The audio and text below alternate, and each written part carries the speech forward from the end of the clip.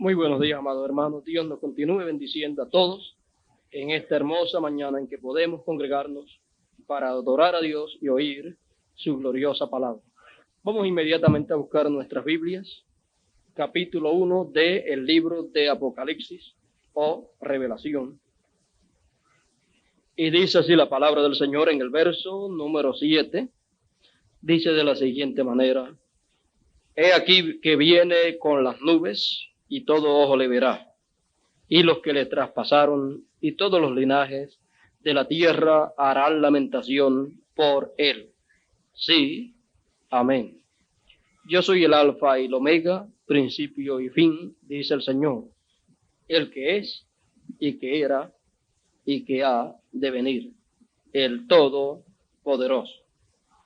Oremos. Dios eterno, ante tu presencia estamos y te rogamos, hables a nuestros corazones en esta preciosa mañana y nos edifiques a todos. Oh Dios eterno, te lo ruego en el nombre del Hijo de David, William Marion Branham. Amén, amén. Puede sentarse. En esta mañana vamos a estar dando un repaso. Las cosas que estaremos hablando ya son cosas que ya sabemos, pero estamos en estos repasos hasta que el Señor nos dé alguna otra cosa que antes no habíamos oído o recibido, pero mientras tanto vamos a repasar lo que ya por unos cuantos años, por 4 años aproximadamente, hemos estado recibiendo de parte de Dios. Vamos a hablar en esta mañana sobre el tema, o bajo el tema, el tiempo para ver su venida. El tiempo para ver su venida. Bajo este tema vamos a examinarla, a ver en qué tiempo es que la venida del Señor debe de ser vista. Y luego veremos en qué tiempo estamos, si estamos cerca de ese tiempo en donde será vista su venida, o si ya pasó ese tiempo, o si estamos en ese tiempo. Recuerde bien esas cosas que queremos averiguar bajo ese tema, y también queremos averiguar bajo ese tema las cosas que se estarán cumpliendo en el tiempo de su venida y las cosas que estaremos escuchando, que estaremos viendo, las cosas que nos serán dadas a conocer. Por lo tanto, el tiempo para ver su venida será un tema en esta mañana que nos ayudará mucho a nosotros en esta mañana. Quizás sea pocas las palabras, ya que todo esto será un repaso, lo que tendremos. Conforme a la palabra aquí, en el capítulo 1 de Apocalipsis, nos es dicho: he aquí que viene con las nubes, y todo ojo lo verá, o le verá. Y los que le traspasaron, y todos los linajes de la tierra harán lamentación por él. Harán lamentación por él, y le verán. Y encontramos que esto es una promesa aquí en la palabra, y sabemos que estas promesas no pueden fallar. Puede fallar cualquier hombre, puede fallar la vista, los ojos de los seres humanos, para ver el cumplimiento de la promesa de Dios cumplida, pero Dios no puede fallar. Él tiene que cumplir lo que Él ha prometido, aunque las gentes lo vean con sus ojos físicos y no lo entiendan. Con todo y eso, Dios lo tiene que cumplir. Por lo tanto, el tiempo para ver su venida es un tiempo muy importante en la historia de la raza humana, ya que es un tiempo anunciado a través de todos los profetas. Es un tiempo anunciado a través de toda la Biblia. Por lo tanto, un tiempo tan importante como ese, del cual nos ha sido hablado a través de toda la palabra de Dios, de toda la Escritura, entonces debemos examinar en qué tiempo es el tiempo para el cumplimiento de esas promesas. Porque para todo hay tiempo. Así nos dijo el proverbista: hay tiempo para sembrar y hay tiempo para cosechar. Hay tiempo para reír y hay tiempo para llorar. Cada cosa tiene su tiempo. Por lo tanto, si cada cosa tiene su tiempo, también la venida del Señor tiene su tiempo. Y queremos examinar bien el tiempo en que la venida del Señor está señalada para ser cumplida. Dios es un Dios muy ordenado y Dios tiene tiempo para cada cosa que Él ha prometido hacer en su palabra. Encontramos a través de la Escritura y a través de la historia bíblica, encontramos que Dios ha establecido los tiempos para los seres humanos. Los tiempos, las estaciones de los tiempos y las sazones. Por lo tanto, tenemos que ser cuidadosos para nosotros ver el tiempo en que estamos viviendo y qué corresponde a Dios hacer en el tiempo en que nosotros estamos viviendo. Porque de nada nos serviría conocer la historia bíblica, conocer la historia de las cosas que Dios ha hecho en el pasado y no conocer las cosas que Dios está haciendo en el tiempo que nosotros vivimos. Porque las cosas que Dios hizo en el pasado fueron de beneficio para aquellos que vivieron en aquel tiempo y las pudieron ver. Los que no las pudieron ver no se beneficiaron, sino que fueron condenados por no haber creído a las cosas que Dios hizo en aquel tiempo. ¿Por qué? Porque toda persona que quiere hacer las obras de Dios tiene que hacerlas creyendo al que Dios envía en el tiempo en que esa persona está viviendo. Es la única manera para hacer las obras de Dios en cada tiempo. Por lo tanto, los que creyeron a Noé estaban haciendo las obras de Dios en aquel tiempo. Y estaban trabajando también en la obra de Dios, que era hacer un arca. Por lo tanto, así usted puede tomar todos los demás acontecimientos bíblicos y ver en cada uno de ellos la obra de Dios en el tiempo de cada uno de esos acontecimientos, ver que en cada tiempo ha habido un hombre de Dios y que los que han estado haciendo las obras de Dios han estado unidos brazo a brazo, creyendo en ese enviado de Dios y haciendo las cosas que ese hombre de Dios ha dicho que hay que hacer en ese tiempo. Y así es que han trabajado en la obra de Dios los que han vivido en esos tiempos.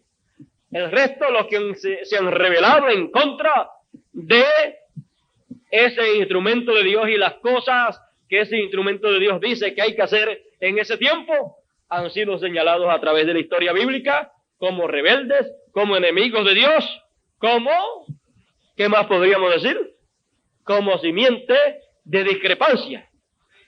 Porque han estado en lucha abierta o encubierta en contra de Dios, porque estar en contra del plan de Dios y de la palabra de Dios para el tiempo en que se vive es estar en contra del mismo Dios. Porque en el principio era la palabra y la palabra era con Dios y la palabra era Dios. Por lo tanto, cada vez que Dios cumple en esta tierra una parte de su palabra, Dios se manifiesta, Dios está en la escena. Así es que las gentes podrán servir a Dios o no servir a Dios. Solamente puede ser al plan de Dios para ese tiempo en que la gente viva. Tiene que ser de acuerdo a lo que Dios estará haciendo en ese tiempo. Ahora, de todos los tiempos grandes que han habido a través de la historia bíblica, encontramos que en el tiempo de Enoc fue un tiempo grande, encontramos que en el tiempo de Noé fue un tiempo muy importante, encontramos que en el tiempo de Moisés también fue un tiempo muy grande, encontramos que en el tiempo de Elías, en el tiempo de Eliseo, en el tiempo de Isaías, y en todos esos tiempos fueron tiempos muy grandes, en donde encontramos que Dios hizo cosas y tuvo mensajeros más sobresalientes que los demás mensajeros. Por eso usted encuentra a través de la historia bíblica que se señalan y a través de lo que la gente señala como profetas mayores y profetas menores.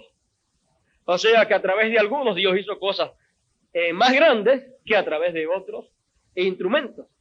Por lo tanto, encontramos que Moisés fue un profeta muy grande, fue un profeta dispensacional, fue un profeta en donde y a través del cual Dios comenzó una dispensación grande, una dispensación para el pueblo hebreo. Encontramos que Moisés fue un profeta tan grande que él podía hablar la palabra de Dios, no la palabra de él, sino la palabra de Dios, porque Dios le dijo: yo pondré en tu boca mi palabra. Por lo tanto, en tu boca estarán mis palabras, tú las hablarás, y entonces, eso es todo lo que yo necesito que tú hagas. Que tú dejes que mis palabras que yo pondré en tu boca sean habladas. No importa que sea medio gago, no importa. Lo importante es que sea hablado mi palabra. Entonces, Moisés, siendo profeta, la palabra viene a los profetas, para luego, a través de los profetas, ser hablada. No puede haber palabra hablada a menos que no sea a través de un profeta, porque a ello es que viene la palabra. Y tiene que ser hablada para el pueblo poderla oír. Un profeta no necesita oír a un hombre que hable la palabra para él poderla recibir. Él la puede oír directamente de parte de Dios. No importa en qué forma Dios la hable, él la entenderá. Por causa de que tiene las dos conciencias juntas, y por esa causa, aunque lo que escuche sea un trueno, él sabe lo que dijo ese trueno. Así fue con Jesús, así fue con Job. Job dice que Dios le habló desde el torbellino. Los demás vieron un torbellino, lo que le llaman en los Estados Unidos, me parece que es un tornado, pero Job oyó la voz de Dios. Dios estaba ahí. Jesús, en una ocasión, cuando estaba frente a la tumba de Lázaro, dice la Escritura que un trueno fue oído, pero nos dice que Jesús oyó a Dios hablando, y fue escrito lo que fue hablado.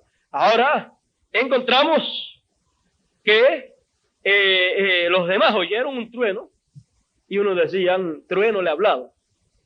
Recuerde que los profetas le hablan los truenos, le hablan también los torbellinos, pero es Dios en esa forma, velándose en esa forma, pero ellos entienden lo que les ha hablado. Ustedes recuerdan, hermano Branham, que dice que vino un torbellino y le pasó bien cerquitita de su cabeza, le pasó por encima y explotó por allá, y después volvió y le pasó por unas 3 veces y cortaba la copa de los árboles y estallaba ya en las rocas y todas estas cosas, y todo el mundo lo que veía era un torbellino, un tornado caminando, y explotaba y oía cuando tronaba.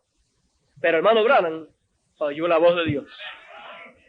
Entonces luego él podía decir lo que Dios le había dicho.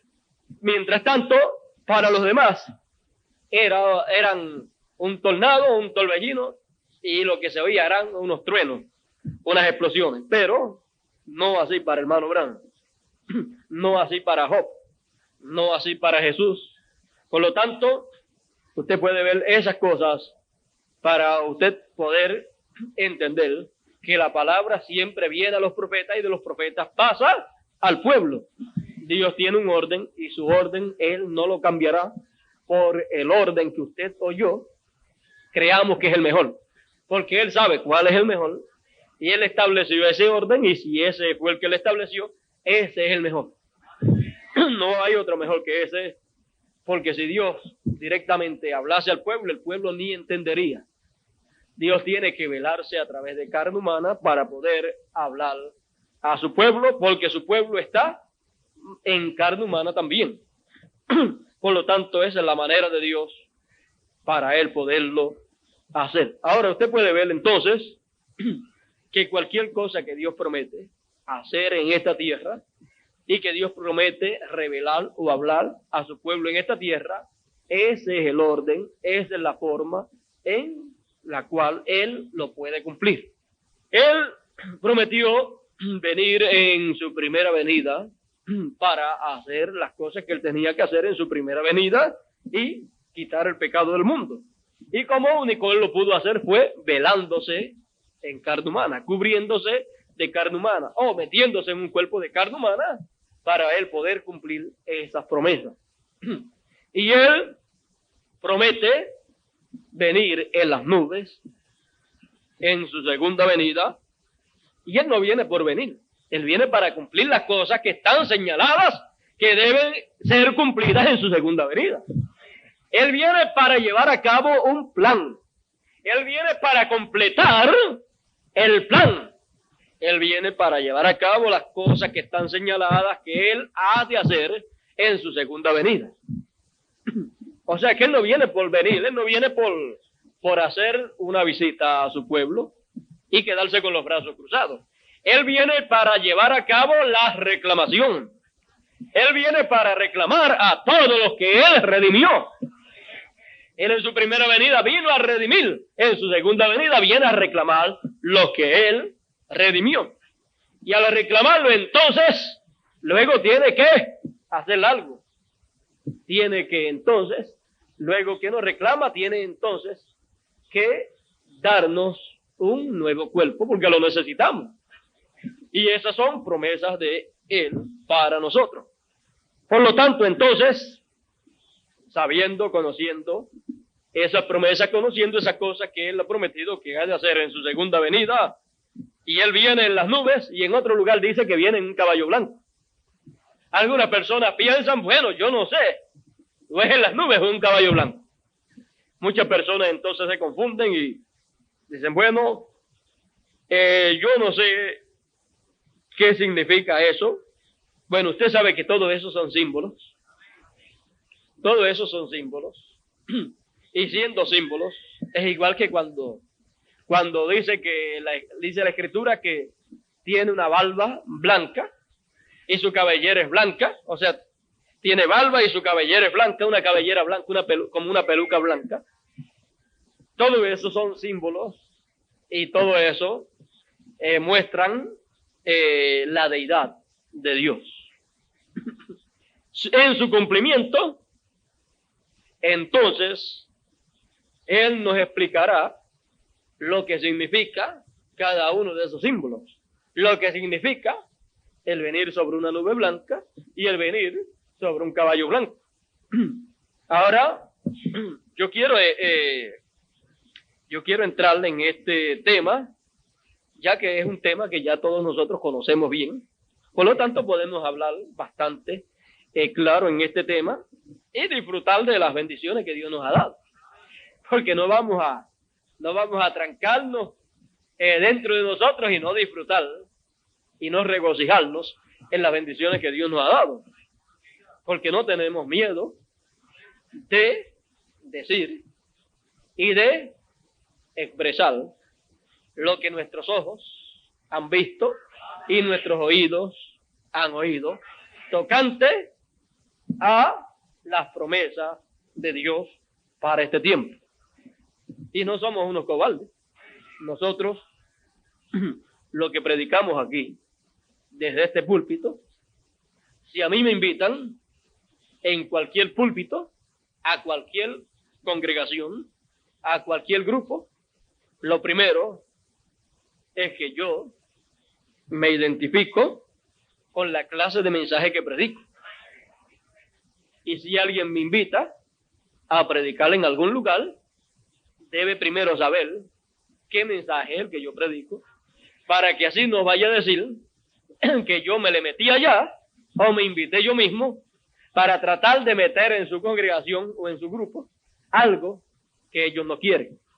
Aquí nosotros hablamos claro, y cualquiera que me invite o invite a alguno de los predicadores que predican aquí, sabrán que lo que se les va a predicar es lo mismo que predicamos aquí. No tenemos otro mensaje. Si tuviéramos el mensaje de Lutero, les predicaríamos allá justificación y las cosas que conllevan el mensaje de Lutero, pero no estamos en ese tiempo. Por lo tanto, lo mismo que yo predico aquí, en cualquier otro lugar que me pare, son las mismas cosas que predicaría, son las mismas cosas que proclamaría con todas las fuerzas de mi corazón, con todas las fuerzas de mi espíritu, con todas las fuerzas de este cuerpo que Dios me ha dado. Y si no tengo fuerza en este cuerpo, le pido a Dios que me ayude, que me dé fuerza, que me renueve la fuerza como al águila, y Él me dará fuerza para decir las cosas que deben ser dichas en este siglo XX. Yo nunca podré predicar otro mensaje sino el mensaje del Evangelio del Reino, porque estoy viviendo en la edad del reino, en la dispensación del reino, en el mensaje del reino, y eso es lo que Dios me ha dicho que predique.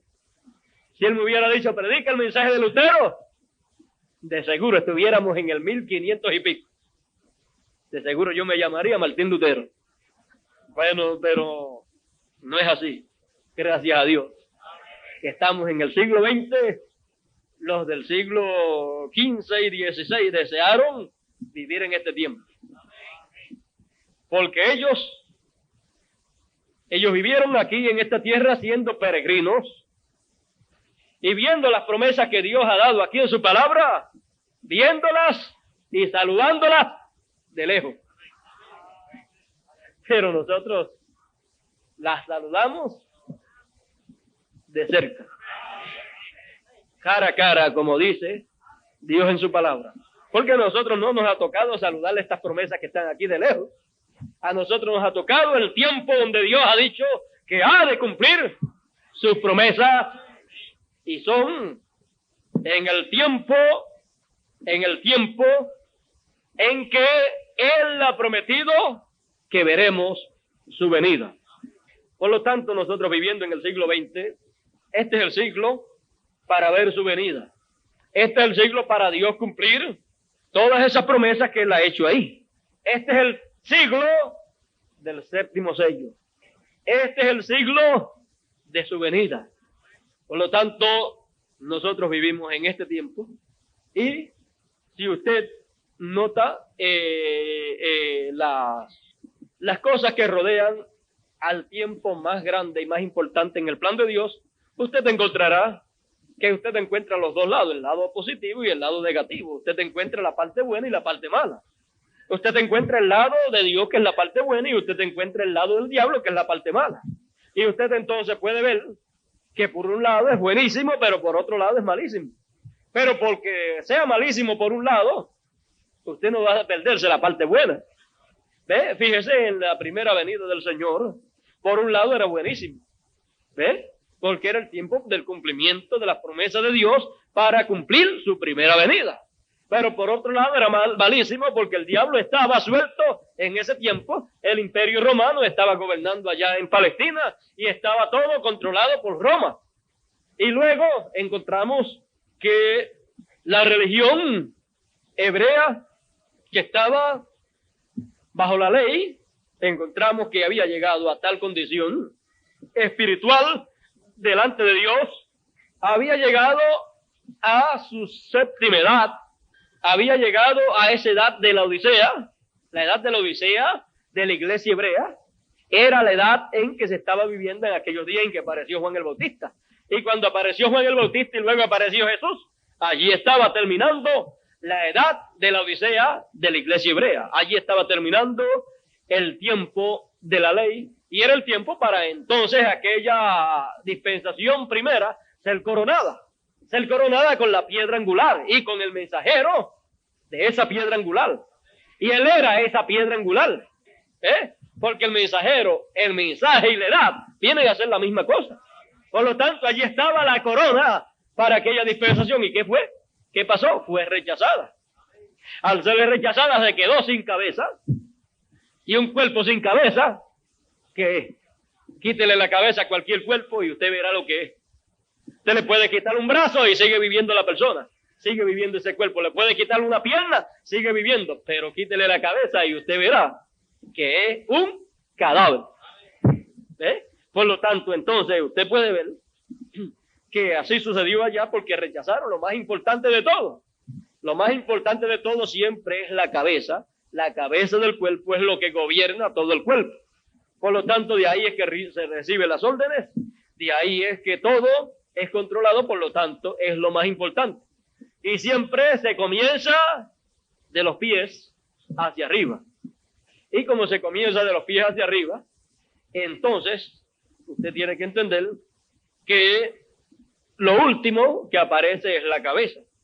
Y ahí, en lo último de la cabeza, en la parte de arriba, ahí es que está la mente. Por lo tanto, entonces usted tiene que entender todas estas cosas para usted saber el tiempo que corresponde en la actualidad. La dispensación gentil, el tiempo de los gentiles, las edades de los gentiles, que está señalada en lo espiritual con 7 edades de la iglesia, encontramos que esas 7 edades de la iglesia son el cuerpo, pero al final aparece la cabeza de ese cuerpo. Y la cabeza de ese cuerpo, entonces al aparecer y ser rechazada, ese cuerpo, esa segunda dispensación que está compuesta por 7 edades, al quedarse sin cabeza, entonces viene a ser un cuerpo muerto.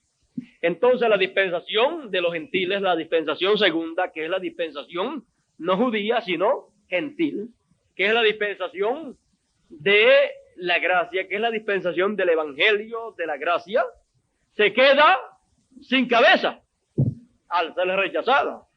Ahora los verdaderos creyentes que vivieron en tiempos pasados, en esas edades, los verdaderos creyentes están en la sexta dimensión, pero ellos no se quedan sin cabeza. Ellos no, porque ellos son escogidos y si hubieran estado aquí, ellos no hubieran rechazado la cabeza porque ellos no rechazaron al mensajero que Dios le envió en su edad. Porque a través de cada mensajero, la cabeza se fue reflejando a través de cada mensajero. ¿Ve? Entonces, a través de cada uno de los mensajeros fue un reflejo de la cabeza. Por lo tanto, entonces, ve usted, cada uno de los mensajeros de las 7 edades de la iglesia son representados como ¿qué? Como una estrella. Y a través de cada una de esas estrellas se fue reflejando la estrella mayor, la estrella de la mañana. A través de cada uno de los mensajeros se fue reflejando el sol de justicia. Pero cuando termina el tiempo de esas estrellas, entonces aparece la estrella de la mañana, la estrella del este, entonces aparece el sol de justicia, y entonces ya no hay necesidad de los 7 mensajeros de las 7 edades. No hacen falta. Usted dice, ¿cómo? Si hubieran hecho falta, estuviera todavía alguno de ellos aquí. ¿Sabe lo que dijo Jesús allá en su primera venida? Y eso es lo mismo en su segunda. Quiero que capten bien lo que les voy a decir ahora. Fíjense, Moisés y Elías, ellos fueron unos profetas tremendos. Eliseo también. Fueron profetas tan grandes y con tantas señales y poderosas señales que a través de la historia bíblica no hay ninguno que se pare al lado de ellos. Del Antiguo Testamento no hay ninguno que se pare al lado de ellos en maravillas, prodigios y milagros sobrenaturales tan grandes que usted busca a través de la Escritura y los demás se quedan chiquititos. Y el último de los profetas, el Benjamín de los profetas del Antiguo Testamento, que fue Juan el Bautista, ese se paró en medio de ellos y no tuvo ninguna señal. Dice la Escritura que no hizo ninguna señal, ningún milagro, solamente predicar y bautizar a la gente que venían, llamarlos al arrepentimiento y anunciar que el reino de los cielos se había acercado, que el Mesías estaba por aparecer y estaba en algún lugar, ya estaría grande y ya tendría alguna edad de adulto y que en un momento, en cualquier momento, habría de aparecer en alguno de sus cultos. Y el que me envió dijo que él habría de aparecerme y que yo vería descender sobre él el Espíritu Santo en forma de paloma. Por lo tanto, Juan el Bautista tenía una promesa tremenda. Imagínense, predicaba con un ánimo tan tremendo, sabiendo que él vería al Mesías y sabiendo que él lo introduciría. Por lo tanto, él predicando estaba bien a la expectativa, bien alerta en un ministerio tan corto de 6 meses. Imagínense, sería un hombre bien nervioso, ¿verdad? Bien nervioso. Por lo tanto, él predicando y pendiente, la gente lo miraría. Ese hombre, mira cómo pone los ojos. Se queda como leto, se queda como en otro mundo. Sí, él estaba en otro mundo vigilando en el mundo espiritual. que el Espíritu Santo se moviera en forma de paloma y se posara sobre un hombre. Él estaba vigilando ambos mundos, el mundo físico y el mundo espiritual. Porque el mundo espiritual y del mundo espiritual habría de venir el Espíritu Santo en forma de paloma y habría de posarse sobre algo de este mundo terrenal, sobre un hombre. Y él estaba vigilando ambos mundos, el mundo espiritual y el mundo físico. Él estaba vigilando el mundo espiritual para ver algo del mundo espiritual que vendría a unirse a algo de este mundo físico. Y cuando él viera eso, él estaría frente a el ungido, al Mesías, al Rey de Israel. Por lo tanto, él tenía un gran mensaje. Él tenía un gran mensaje y era un mensaje tan grande que no le dio tiempo a estar haciendo milagros. Estaba tan ocupado en predicar la palabra que no tenía tiempo para otra cosa. Estaba tan ocupado en predicar el evangelio que le fue encomendado y anunciar y precursar, preparar al pueblo para recibir al Mesías, que en 6 meses encontramos que no hizo ningún milagro. Sus cultos, él los utilizó y los aprovechó para la predicación de la palabra y para bautizarle entonces a los que creían. Por lo tanto, él no hizo ningún milagro donde dice la Escritura. Juan, a la verdad, ninguna señal manifiesta hizo. Ahora, por otro lado, encontramos que hizo milagros. Se dice, ¿cómo?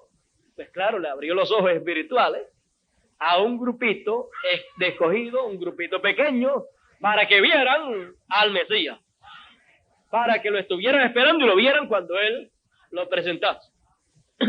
Y nos dice, pero señal manifiesta milagros, como hizo Moisés, como hizo Elías, como hizo Eliseo. De esos no se vio ni uno. Pero Jesús dijo de él, de los nacidos de mujer, no ha habido ninguno mayor que él. Usted tiene que ver que un profeta no es un profeta más grande o mayor que los demás a causa de las señales manifiestas, de los milagros, de las vindicaciones manifiestas que él tenga con milagros y señales y maravillas, sino que lo que hizo a Juan ser el profeta más grande del Antiguo Testamento fue el mensaje que él poseía. El mensaje es lo que lo identificaba como el profeta más grande de todos los profetas del Antiguo Testamento, porque él tenía el mensaje que correspondía para introducir al Mesías, para presentar al Mesías. Y de los nacidos de mujer, a través de las edades de la iglesia, no ha habido ninguno mayor que nuestro amado hermano Branham, porque él tuvo el mensaje que precursó la segunda venida del Señor. Él tuvo el mensaje para preparar al pueblo para recibir al Señor en su segunda venida. Por lo tanto, de los mensajeros de las 7 edades de la iglesia, ninguno hay mayor que el cuarto Elías. Ahora, vea usted, el mismo cuarto Elías, nuestro amado hermano Branham, dijo, el séptimo sello se abre, o la apertura del séptimo sello, es así, se lo voy a leer, porque fíjese, una cosa es oír sobre el séptimo sello, una cosa es saber sobre el séptimo sello, y otra cosa es ver el cumplimiento del séptimo sello. ¿Sí? Así es que usted entonces tiene que observar bien eso. Una cosa es usted oír hablar del séptimo sello, y otra cosa es usted ver el séptimo sello cumpliéndose. Una cosa es usted saber o oír del séptimo sello, y otra cosa es usted ver la historia del séptimo sello, cómo va haciéndose la historia del séptimo sello. Y en la historia del séptimo sello hay dos cosas muy importantes. La historia del séptimo sello, o la historia que será hecha del séptimo sello, será el cumplimiento del séptimo sello. Déjeme ver cómo se lo puedo explicar más claro. Sabemos que el séptimo sello es la segunda venida del Señor. sabemos que el séptimo sello tiene tres partes. Dos partes se cumplieron en el hermano Branham. Y la última parte se cumple en otra persona. Ahora, y eso es el séptimo sello. Vamos a ver. Y sabemos que el hermano Branham fue el precursor de la segunda venida del Señor. Y él precursó la segunda venida del Señor con el mensaje que les fue dado. Por lo tanto, el séptimo sello incluye al precursor y al precursado. Ahora miren bien, página 472 de los sellos, dice el cuarto Elías, noten bien el mensaje del tiempo del fin. Noten bien el mensaje del tiempo del fin. Él nos ha revelado, dice, noten bien el mensaje del tiempo del fin, este sello. Él nos ha revelado los 6 sellos, pero no dice nada del séptimo sello. El sello del tiempo del fin. El sello del tiempo del fin. Y si estamos en el tiempo del fin, estamos en el tiempo del séptimo sello. Pero dice, cuando empiece, será completamente secreto según la Biblia. Cuando empiece, ¿qué? El sello del fin. ¿Será qué?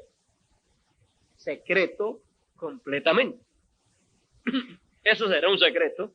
O sea que se estará viviendo en el séptimo sello sin saberse que se está en el séptimo sello. Ya ustedes van a ver por qué. Ya yo les dije que el séptimo sello tiene 3 partes y 2 partes se cumplieron en el hermano Branham. Y esas 2 partes que se cumplieron en el hermano Branham, que son parte del séptimo sello, cuando comenzaron, era un secreto. Fue un secreto. Dice, pero antes de conocer eso, recuerden Apocalipsis 10 del 1 al 7, que al fin del mensaje del séptimo ángel, todos los misterios de Dios serían conocidos. Estamos en el tiempo del fin, la apertura del séptimo sello. El domingo pasado, hace una semana hoy, cuando estaba predicando sobre sed humildes, o sea, en el mensaje Dios en simplicidad. Recuerden que Dios obra en cosas pequeñas. En verdad, no me daba cuenta de lo que estaba hablando. No se daba cuenta ya del valor y del significado de lo que estaba predicando. O sea, que la cosa era más grande de lo que él mismo estaba pensando que era aquel mensaje. Pero ahora lo veo bien. Será de una manera tan humilde que el séptimo sello, la apertura del séptimo sello. Ahora, entiendan ustedes esto bien. Una cosa es la apertura del séptimo sello en cuanto a decirle al pueblo que es el séptimo sello y señalarle el cumplimiento de eso. Y otra cosa es el cumplimiento de ese séptimo sello. Entiendan ustedes bien esto. Las dos cosas es la apertura del séptimo sello. El séptimo sello abriéndose en su cumplimiento. Y otra cosa es el séptimo sello abriéndose al pueblo para darle a conocer qué es ese séptimo sello que se ha estado cumpliendo. Y entonces sigue diciendo, será de una manera tan humilde. Uno pensaría que una cosa tan tremenda sería revelada allá en el Vaticano. Pero más bien viene como vino Juan el Bautista. ¿Y cómo vino Juan el Bautista? Precursando la primera venida del Señor. Y como Juan el Bautista fue enviado para precursar la primera venida del Señor, tú has sido enviado para precursar la segunda venida del Señor, le fue dicho al cuarto día. Por lo tanto, ahí usted tiene una parte muy importante que no puede perder, que corresponde al séptimo sello. ¿Cómo? De precursor se cumplen 2 partes del séptimo sello, porque el séptimo sello está está en una manera triple. Viene como vino Juan el Bautista. ¿Y qué más? Viene como el nacimiento de nuestro Señor, allá en un establo. Ahora vean, la otra parte es como el nacimiento de nuestro Señor, allá en un establo. Esa es la otra parte del séptimo sello. Gloria a Dios, la hora está a la mano. Aquí estamos, oh hermano, ¿lo pueden ver? Ahora usted puede ver que una parte o dos partes se cumplen, así como Juan el Bautista, en el instrumento que Dios usa para hacer ese trabajo. Y la otra parte del séptimo sello, la última parte del séptimo sello, que viene a ser en sí la tercera parte del séptimo sello, entonces se cumple como vino el Señor en su primera venida. Entonces se cumple en la segunda venida del Señor. Por lo tanto, el séptimo sello incluye al precursor y al precursado. Y luego encontramos que cuando el séptimo sello es dado a conocer al pueblo, o sea, es dado a conocer lo que significa el contenido de eso que está en el séptimo sello, entonces lo que se conocerá, lo que será dado a conocer al pueblo de Dios, es la parte que se cumplió del séptimo sello en el hermano Branham, y la última parte que se cumplirá en otra persona, que será ungida con ese espíritu ministerial para Dios cumplir en él la segunda venida del Señor.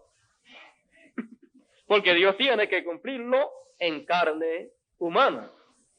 Y cuando nuestro Señor aparezca sobre la tierra, será completamente Emmanuel, la palabra de Dios encarnada en un hombre.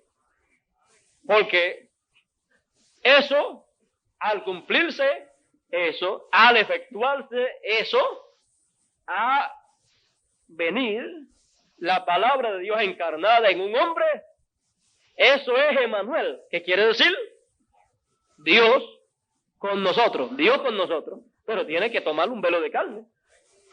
¿Y qué clase de velo de carne va a tomar? Tiene que tomar un velo de carne que haya sido redimido, un velo de carne en el cual haya nacido de nuevo, un velo de carne que pertenezca al grupo de los redimidos. Entonces él no necesita hacer un velo de carne, hacerlo en el vientre de una muchacha señorita, porque ya eso lo hizo una vez, porque no habían seres humanos que estuvieran redimidos. Entonces tuvo que hacer uno que no tuviera nada que ver con el pecado, para poder con ese redimir a todos los demás. Pero ya no redimió, y entonces ya estamos redimidos, entonces puede tomar al que él le agrade tomar. Y eso él lo ha hecho, y eso él lo ha predestinado, lo ha hecho desde antes de la fundación del mundo, en su plan. Recuerde que eso no será una cosa nueva para Dios. Será una cosa nueva para nosotros, pero no para Dios, porque ya Dios tiene predestinado todo lo que él va a hacer, porque a él no se le escapa nada. Así es que no es del que quiere, ni del que corre, sino de Dios que tiene misericordia. No importa cómo usted o yo podamos ver el instrumento que Dios haya determinado desde antes de la fundación del mundo para cumplir esas promesas del séptimo sello. No importa cómo la gente miren las dos primeras partes del séptimo sello que se cumplieron en el hermano Branham. Como dicen las denominaciones acerca de él, no puede ser ese el hombre. No puede ser él el hombre. Él tiene un mensaje muy duro y siempre está tirándola a las denominaciones, siempre está hablando en contra de los seminarios, de los institutos, siempre está hablando en contra de las mujeres, pero ellos no se dan cuenta que es en contra de la actitud errónea de las mujeres y en contra de la manera errónea de vestir y de actuar. Él no está hablando nada en contra de la gente, él está hablando en contra de las cosas incorrectas. Está hablando en contra de lo que está mal delante de los ojos de Dios. Y lo hace para que la gente se arrepientan. Juan vino predicando arrepentimiento para que estuvieran preparados para recibir la venida del Señor. Entonces encontramos que Juan vino también bautizando con bautismo de arrepentimiento para que el pueblo estuviera preparado. Por lo tanto, usted puede ver todos esos tipos cumplidos también en el hermano Branham. Él fue el más grande de todos los mensajeros, él fue la persona que fue escogida de entre todos los mensajeros para precursar la segunda venida del Señor. De la manera que Él presenta la segunda venida del Señor, de esta manera es que Dios cumplirá esa segunda venida. La persona autorizada para señalarnos la manera en que el Señor ha prometido regresar es el precursor. Cuando venga el que fue precursado, es lo único que tendrá que decirles que eso fue lo que dijo su precursor. Y el mensaje que será predicado en la segunda venida del Señor, en el cumplimiento de la última parte del séptimo sello, el mensaje que corresponde ser predicado, será el mensaje que señaló el cuarto Elías, que sería predicado en la venida del Señor en la última parte. No puede ser predicado otra clase de mensaje. Hay un mensaje predestinado, señalado, para ser predicado después que termine el mensaje de las 7 edades de la iglesia, y este mensaje no lo puede predicar ninguna otra persona, sino la persona donde se cumpla la última parte del séptimo sello. La persona donde se cumplieron las 2 primeras partes del séptimo sello lo que hace es prepararle el camino, introducirlo y señalar que viene un mensaje para colocar al pueblo en una nueva dispensación y en una nueva edad. Y entonces, si no es el mensaje de la primera edad, ni de la segunda, ni tercera, ni cuarta, ni quinta, ni sexta, ni séptima, entonces ¿qué mensaje será? Pues el de la octava edad, que es la edad eterna, que es la edad de la piedra angular, que es el mensaje del año del jubileo, y ese mensaje viene a ser el mensaje del evangelio del reino. Por lo tanto, todas estas cosas fueron las cosas que el cuarto Elías, el precursor, señaló que habrían de acontecer, que habrían de cumplirse cuando la última parte del séptimo sello esté en pleno cumplimiento o en plena manifestación. Encontramos que nos es dicho que cuando nuestro Señor aparezca sobre la tierra, será la palabra encarnada en un hombre, y eso será Emmanuel. Emmanuel, que quiere decir Dios con nosotros. Ahora, siempre que Dios aparece en la escena, es con un propósito, porque Dios no hace las cosas sin un propósito. Sería entonces un Dios sin propósitos, y un Dios sin propósitos, eso es un Dios que no sabe ni lo que va a hacer, ni por qué va a hacer las cosas, pero Dios es un Dios sabio y es un Dios que tiene planes, y cada vez que Él se movió en cada uno de esos instrumentos, en el Antiguo Testamento o en el Nuevo Testamento, fue con un propósito. Y encontramos que cada vez que Dios envía a un mensajero, es cuando el pueblo realmente lo necesita. Y cuando Dios envía a un profeta, es cuando el pueblo lo necesita. Y ese tiempo, cuando el pueblo necesita un mensajero, un profeta, es el tiempo en que todos los demás ministros, en que todos los demás predicadores han mezclado la palabra de Dios de tal manera que lo que tienen es una confusión y no se sabe ni qué hora es. No se sabe si es la hora de la séptima edad o qué hora es. Pero cuando Dios envía un mensajero, entonces, si ese mensajero es un profeta, entonces ese mensajero le hace saber al pueblo en qué hora estamos viviendo, en qué edad estamos viviendo, en qué dispensación estamos viviendo. Porque Dios siempre que va a hacer algo, no lo hace a menos que no lo dé a conocer a sus siervos, los profetas, para entonces que ellos lo den a conocer al pueblo de Dios. Ese es el orden de Dios, y siempre que Dios anuncia para un tiempo que va a enviar un mensajero, un profeta, usted tiene que saber que si Dios promete enviar un profeta, es que en ese tiempo las condiciones del pueblo serán unas condiciones pésimas. Las condiciones del pueblo y de los predicadores será una condición de tanta confusión y tanto enredo y tantas interpretaciones diferentes y una condición tan triste que Dios para ese tiempo tiene señalado hacer algo, y cuando Él promete hacer algo, Él tendrá un instrumento para hacerlo. ¿Y qué Él encontrará siempre que Él promete hacer algo y lo hace? Pues siempre encuentra lo que siempre ha encontrado cada vez que Él ha venido a hacer algo. Ya sea en edad, en cada edad, cada vez que Dios ha venido a hacer algo a través de cada uno de los mensajeros, y ya sea en dispensaciones cada vez que ha enviado un profeta para comenzar una dispensación, siempre ha encontrado la misma cosa en los líderes y en el pueblo, que ha encontrado la misma cosa. Y la podemos describir con una sola palabra, y esa palabra es incredulidad. Siempre ha encontrado la misma cosa y en este tiempo seguirá encontrando la misma cosa. Cuando vino en su primera venida, encontró que incredulidad en los líderes y en el pueblo. Y a causa de esa incredulidad, se levantaron en contra hasta que a lo último pidieron la muerte de él. Sin embargo, era el que estaban esperando, pero vino de una manera muy diferente a la manera que ellos lo estaban esperando. Cada uno de los líderes tenían sus interpretaciones de sus seminarios, y los que no tenían sus interpretaciones personales. Bueno, yo leo por aquí esto y fulano enseña tal cosa, pero yo creo que significa esto otro. Por eso usted encuentra que en el ministerio del Señor Jesús y en el ministerio de Juan había mucha confusión, y entonces le querían echar la culpa de toda esa confusión a Juan y a Jesús.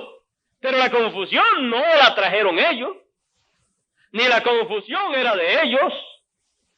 La confusión era de los líderes religiosos de aquel tiempo, y esa confusión la habían pasado al pueblo, y entonces, cuando Dios cumplió lo que Él prometió, era muy diferente a la manera que ellos lo creían. Entonces le querían echar la culpa a Juan y a Jesús.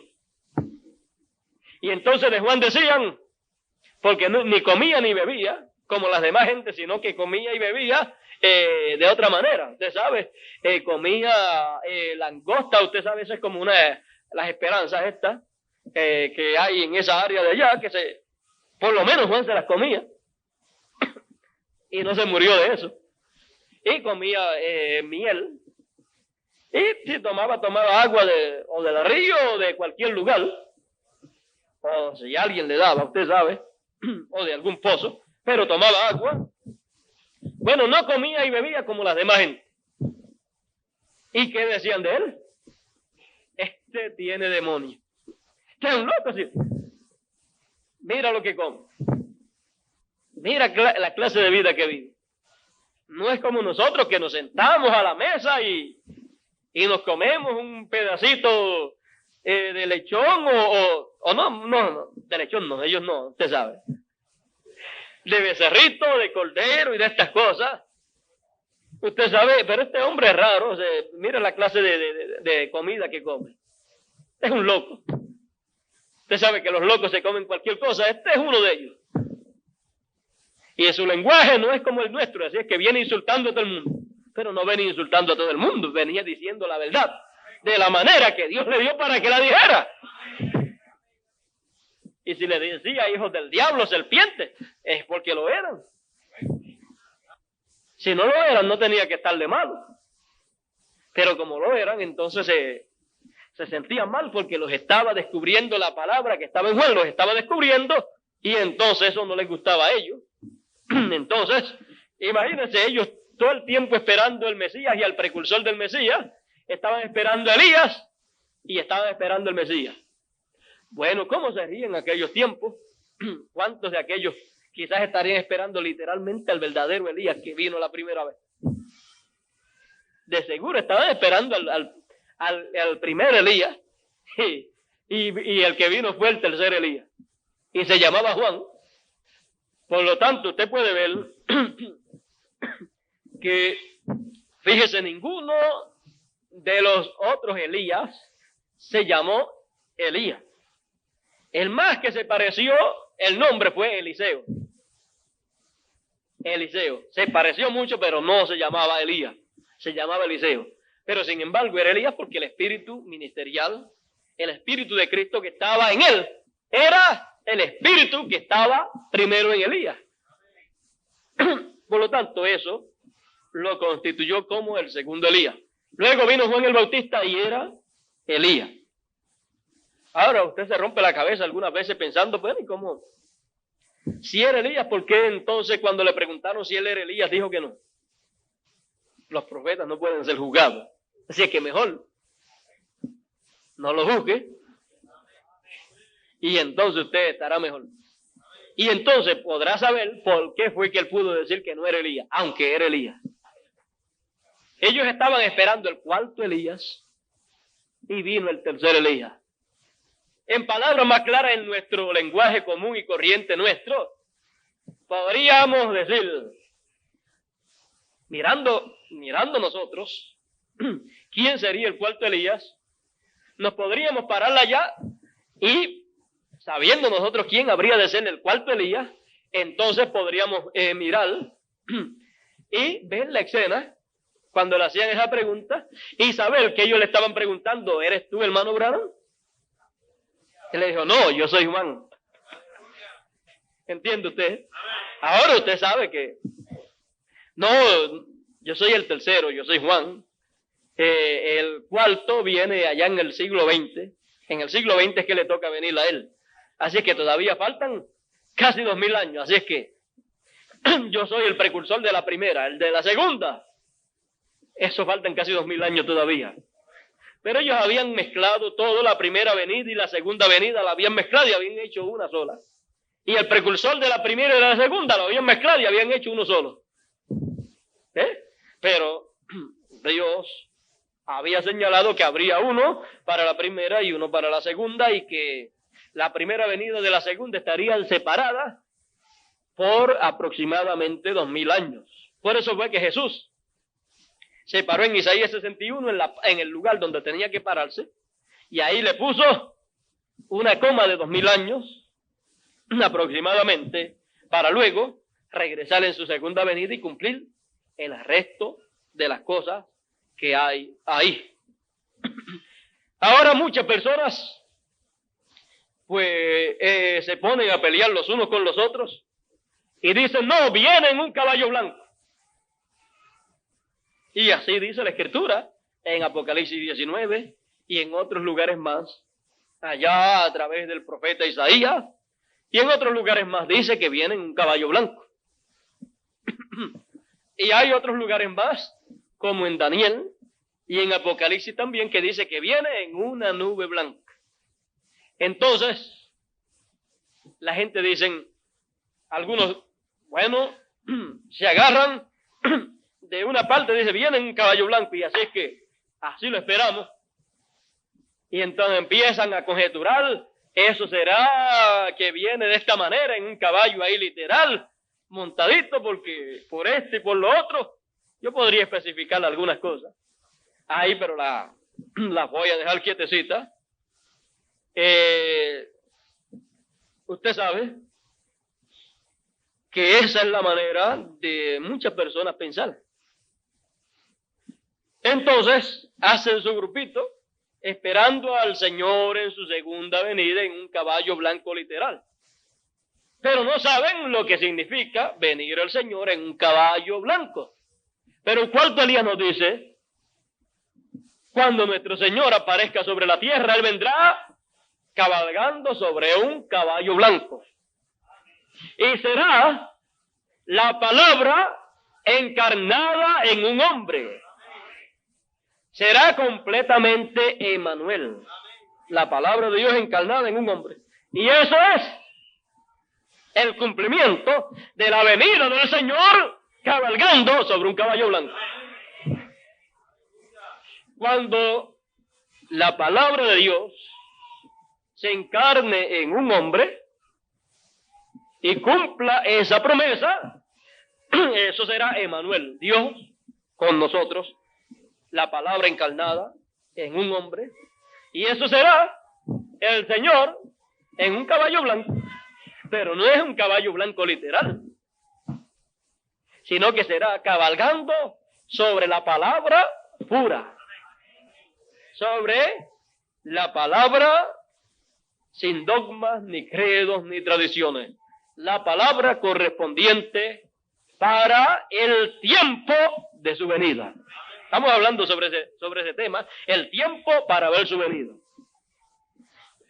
Otros, fíjese, y eso que toman esta promesa para hacerse de un grupito que le sigan y que crean y que estén esperando que venga en un caballo blanco literal, pero que nunca lo reconocerán viniendo sobre la palabra pura, sin dogmas, sin credos, sin tradiciones, sin añadirle ni quitarle, sobre la palabra correspondiente para el tiempo en que vivimos, sobre la palabra del Evangelio del Reino.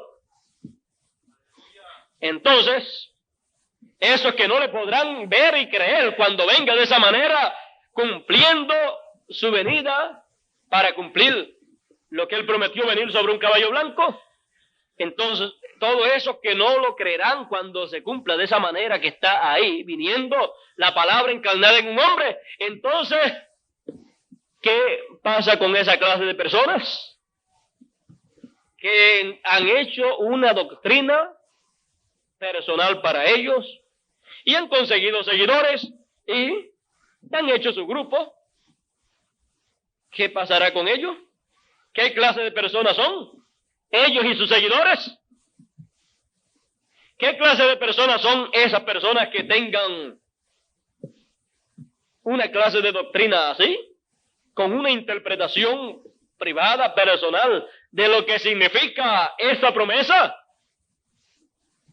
Esos y los que tomen la otra promesa de que Él viene sobre las nubes de gloria, y le den una interpretación personal privada para hacerse de un grupito y dividir al pueblo en una creencia diferente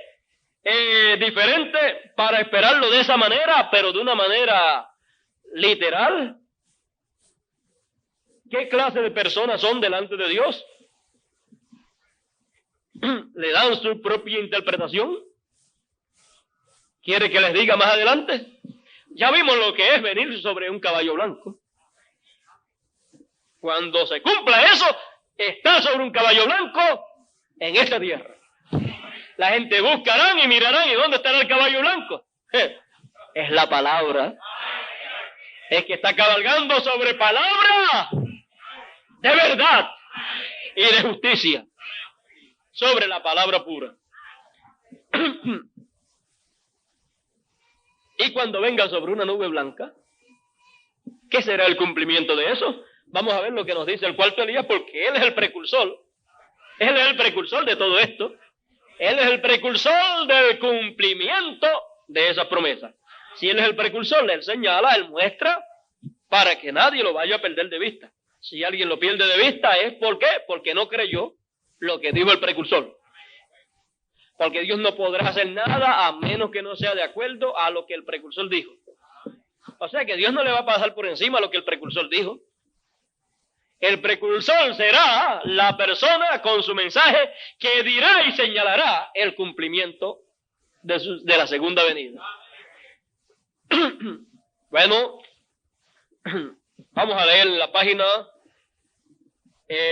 29 y 30 de las edades de la iglesia. Nos es dicho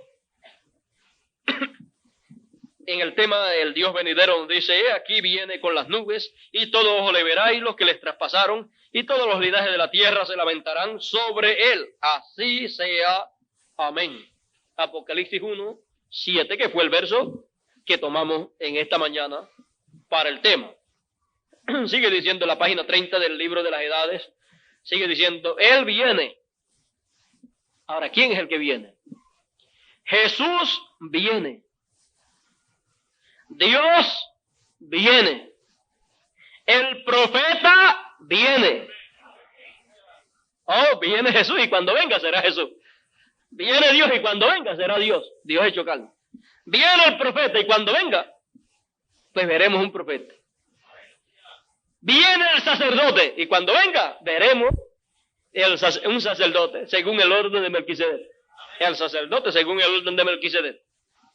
¿Y quién más viene? Viene el sacerdote y rey. Y cuando venga veremos el Rey de reyes y Señor de señores. El todo en todo viene. Así sea. Señor, Señor Jesús, ven prontamente. Amén. Él viene en nubes de gloria, como fue visto en el monte de la transfiguración. Viene en nubes de gloria, como fue visto en el monte de la transfiguración. Así es que cuando Él venga en nubes de gloria, cuando Él venga en las nubes, lo que se verá será lo que fue visto en el monte de la transfiguración. Vienen las nubes de gloria, como fue visto en el monte de la transfiguración, y sus vestidos estaban brillando con el poder de Dios que le envolvía, y todo ojo le verá. Eso quiere decir que esto no es el rapto. Quiere decir que esto no es el rapto. Esto es cuando Él viene a tomar su debido lugar como gobernador del mundo. ¿Cómo que viene? Como gobernador del mundo, como rey. Como rey del mundo. Entonces es cuando aquellos que le han traspasado con sus credos y doctrinas denominacionales se lamentarán, y toda la gente sollozará en terror por razón de Él, quien es la palabra. Ahora usted puede ver ahí que el cumplimiento de Él venir en las nubes, el cumplimiento de eso es cuando se cumpla lo que Él mostró allá en el monte de la transfiguración. Quiero leerle en la página 31 un poquito más. Dice: y cada una de las casas por sí, o sea, se separarán cada una de las casas de por sí para llorar, usted sabe. Esto también es cumplido para Israel. Y cada una de las casas por sí, cuando Él viene en las nubes de gloria, en su segunda venida. Ahora usted puede ver que hay dos grupos que le traspasaron. Los judíos, literalmente, en su primera venida, y los gentiles acá con sus dogmas, credos y tradiciones en la segunda crucifixión, que fue en el 63.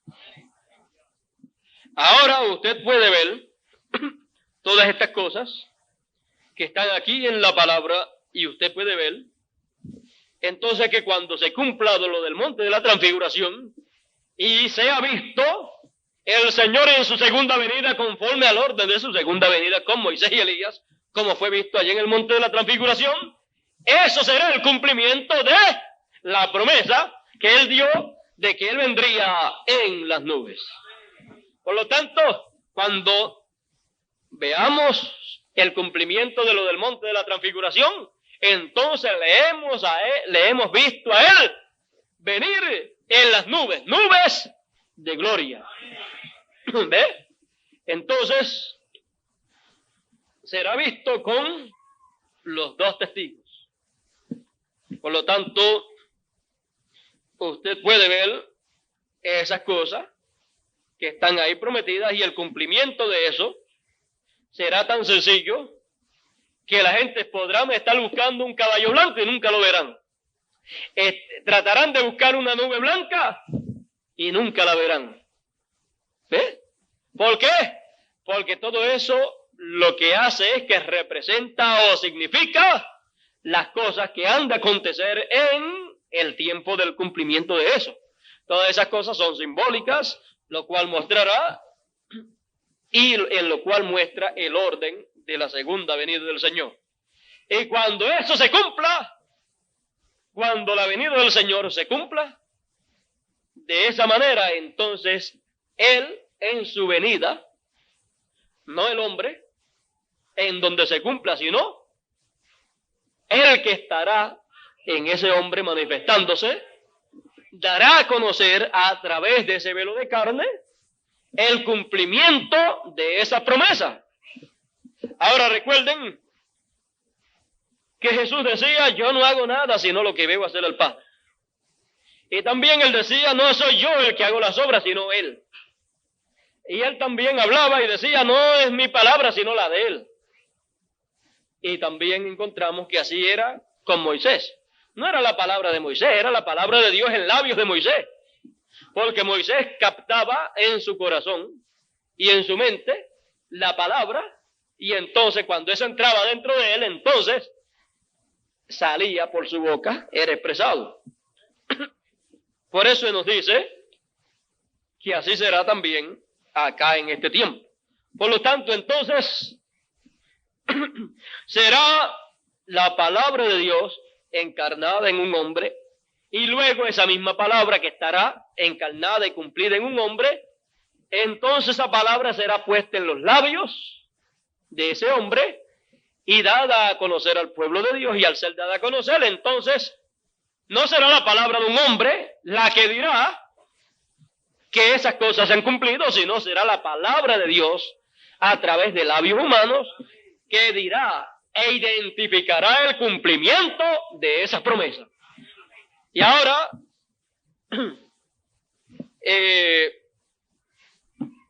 eso será la venida del Hijo del Hombre glorificado. Glorificado. Por lo tanto, él tendrá que tomar un velo de carne para darse a conocer a su pueblo. Por supuesto, nosotros sabemos y entendemos, como estamos en este repaso, ya nosotros sabemos estas cosas, que el velo de carne no será Dios, el velo de carne no será Jesús, el velo de carne no será Elías, el velo de carne no será Moisés, el velo de carne no será la palabra, sino que el que estará velado en ese velo de carne, el que estará en ese velo de carne haciendo y cumpliendo esas promesas que fueron hechas, ese es el que será Dios. Dios en un hombre, Emmanuel, pero el hombre no es Dios y nunca será Dios. Por lo tanto, entonces nosotros veremos a Dios detrás de un velo de carne. Nosotros veremos a Jesucristo en su segunda venida, velado en carne humana. Nosotros veremos la palabra hecha carne en un hombre, y cuando veamos eso, estaremos viendo al Señor cabalgando sobre un caballo blanco. Y cuando veamos eso, estaremos viendo a Jesucristo viniendo en las nubes de gloria. ¿Ve? Por lo tanto, todo será tan sencillo que el cuarto Elías dijo de la siguiente manera, para que nadie estuviera dándole su propia interpretación de que si será de esta manera, que si será de la otra. Hermano Branham dijo, mire, cuando usted se pone a hacer esas cosas, usted lo que hace es apartarse más y más de la cosa genuina, y cuando se cumpla, usted estará tan apartado que ni la verá. Por lo tanto, quédese quieto y tranquilo, sirviendo a Dios en santidad, sirviendo a Dios de acuerdo a lo que ya conoce, y deje las cosas que todavía no se han cumplido, déjelas quietas hasta que se cumplan, para que cuando se cumplan, entonces usted sepa lo que él había dicho que habría de cumplir. Si usted se pone a buscar su propia interpretación, entonces cuando Dios la cumpla, y no es de acuerdo a como usted lo esperaba, entonces usted lo perderá de vista. Por lo tanto, él nos dice que no se debe estar haciendo eso de estar dándole la interpretación privada, personal, a las promesas de Dios, a lo que él dijo ahí, porque entonces lo que la gente haría sería, estos harían un grupito y harían una doctrina de esto, los otros harían otra doctrina de eso, y entonces eso lo que haría es separar al pueblo en grupitos, y entonces los pondría a pelear los unos con los otros, y eso no se debe hacer. Vamos a leer entonces en lo que caerían esas personas que se pusieran a hacer esas cosas en vez de esperar el cumplimiento de esa promesa, porque el cumplimiento de esas promesas diría hoy se ha cumplido esa promesa. Te lo quiero decir en palabras más claras para nosotros. La página 14 del mensaje titulado Simiente de Discrepancia, página 14, párrafo 73, nos es dicho, se lo voy a leer, está traducido. Le pedí al hermano Ramos que me hiciera la traducción de ese párrafo para leérsela en español. En inglés tendría mucho problema. En leérsela y después en traducírsela sería peor. Así es que vamos a leerla en español. Dice, encontramos hoy que nuestras así llamadas iglesias, aún a nuestros pentecostales, salimos, no podíamos ser satisfechos, tuvimos que hacer nuestros propios grupos, todo vino, tuvimos que tener esto, tuvimos que tener otro grupo, y este individuo se